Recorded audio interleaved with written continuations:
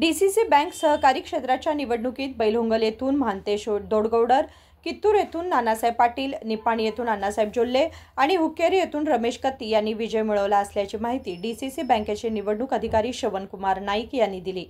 रविवारी बेळगाव डीसीसी बँकेत आयोजित पत्रकार परिषदेत ते बोलत होते। न्यायालयाच्या आदेशानुसार निकाल जाहीर करण्यात विलंब झाला होता। बैलहोंगल सहकारी क्षेत्रातून महांतेश दोडगौडर यांनी 54 मते मिळवली तर व्ही.आय. पाटील यांना 21 मते मिळाली।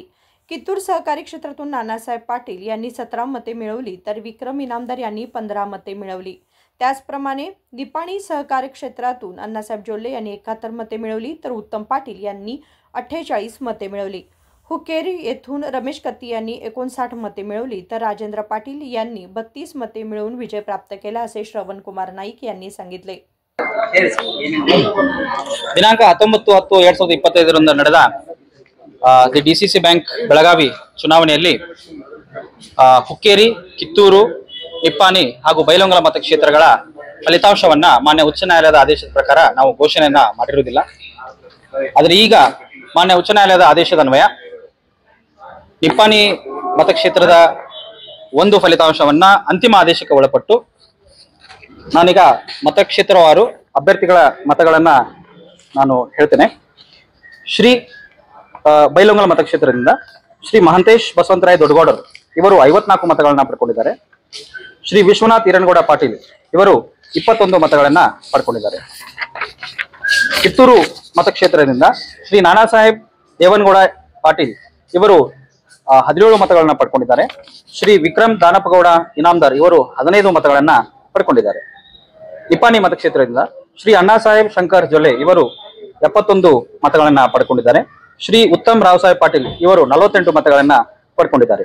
ಹುಕ್ಕೇರಿ ಮತಕ್ಷೇತ್ರದಿಂದ ಶ್ರೀ ರಮೇಶ್ ವಿಶ್ವನಾಥ್ ಕತ್ತಿ ಸದರಿಯವರು 59 ಮತಗಳನ್ನ ಪಡ್ಕೊಂಡಿದ್ದಾರೆ।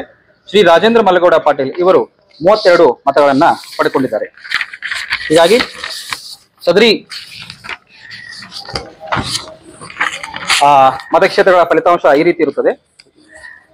ಬೈಲಹೊಂಗಲ ಮತಕ್ಷೇತ್ರದಿಂದ ಶ್ರೀ ಮಹಾಂತೇಶ್ ಬಸವಂತರಾಯ ದೊಡ್ಡಗೌಡರ್ ಇವರು ಆಯ್ಕೆಯಾಗಿರುತ್ತಾರೆ। ಕಿತ್ತೂರು ಮತಕ್ಷೇತ್ರದಿಂದ ಶ್ರೀ ನಾನಾಸಾಹೇಬ್ ದೇವನಗೌಡ ಪಾಟೀಲ್ ಸದರಿಯವರು ಆಯ್ಕೆಯಾಗಿರುತ್ತಾರೆ। ನಿಪ್ಪಾಣಿ ಮತಕ್ಷೇತ್ರದಿಂದ ಶ್ರೀ ಅಣ್ಣಾಸಾಹೇಬ್ ಶಂಕರ್ ಜೊಲ್ಲೆ ಸದರಿಯವರು ಆಯ್ಕೆಗೊಂಡಿರುತ್ತಾರೆ। ಹುಕ್ಕೇರಿ ಮತಕ್ಷೇತ್ರದಿಂದ ಶ್ರೀ ರಮೇಶ್ ವಿಶ್ವನಾಥ್ ಕತ್ತಿ ಸದರಿಯವರು ನಿರ್ದೇಶಕ ಸ್ಥಾನಕ್ಕೆ ಆಯ್ಕೆಗೊಂಡಿರುತ್ತಾರೆ। ಸರ್ ಒಟ್ಟು 16 ಆಯ್ತು ಸರ್, 17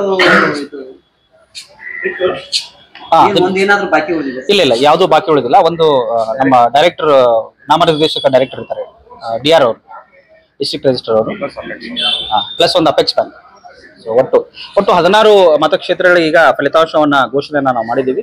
ಮುಂದೆ ಇನ್ನೊಂದು 15 ದಿವಸಗಳೊಳಗಾಗಿ ತಮಗೆ ಪ್ರತ್ಯೇಕವಾಗಿ ಅದರದ್ದು ಕ್ಯಾಲೆಂಡರ್ ಆಫ್ ಇವೆಂಟ್ಸ್ ಹಾಗೂ ಯಾವ ಡೇಟ್ಗೆ ನಡೆಸ್ತೀವಿ ಅನ್ನೋದನ್ನ ಪ್ರತ್ಯೇಕವಾಗಿ ಮಾಡಿ ಅಧ್ಯಕ್ಷ ಮತ್ತು ಉಪಾಧ್ಯಕ್ಷರ ಚುನಾವಣೆಯನ್ನ ಜರುಗಿಸಿಕೊಳ್ತೀವಿ। 15 ದಿನಗಳೊಳಗೆ ಅಧ್ಯಕ್ಷ ಅಪ್ರಿ ಇದು ಒಂದು ನಾಮಿನೇಷನ್ ಇರ್ತದೆ, ನಾಮಪತ್ರ ಇರ್ತದೆ, ನಾಮಪತ್ರನ ಸಲ್ಲಿಕೆ ಮಾಡಬೇಕು। ಅದಕ್ಕೂ 2 ಅವರ್ ಅವಕಾಶ ಇರ್ತದೆ। ತದನಂತರ ವಿಡ್ರಾವಲ್ಗೆ ಅವಕಾಶ ಇರ್ತದೆ। ತದನಂತರ ಎಲ್ಲ ಸಭೆಯನ್ನು ಸೇರಿಸಿ ನಾವು ಗುಪ್ತ ಮತದಾನ ಆಗ್ತದೆ। ಗುಪ್ತ ಮತದಾನ ಮುಖಾಂತರ ನಾವು ಫಲಿತಾಂಶನ ಅಧ್ಯಕ್ಷರು ಮತ್ತು ಉಪಾಧ್ಯಕ್ಷರು ಹೇಳ್ತೇವೆ। ಕೋರ್ಟ್ನಲ್ಲಿ ಎಲ್ಲ ಕ್ಲಿಯರ್ ಆಗಿದೆ।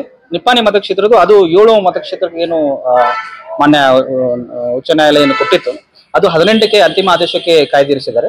ಅದು ಸೆಪರೇಟ್ ಇಶ್ಯೂ ಇದೆ। ಅದನ್ನ ವೋಟಿಂಗ್ ರೈಟ್ಸ್ ಅಷ್ಟೇ ಕೊಟ್ಟಿದ್ದೀವಿ, ಕೌಂಟ್ ಮಾಡಕ್ಕೆ ಮಾನ್ಯ ನ್ಯಾಯಾಲಯ ನಮಗೆ ನಿರ್ದೇಶನವನ್ನು ನೀಡಿಲ್ಲ। ಕೊಟ್ಟಿದ್ರಿ। Okay, thank you. Vinod Kolkar, KMM Marathi, Belgaum.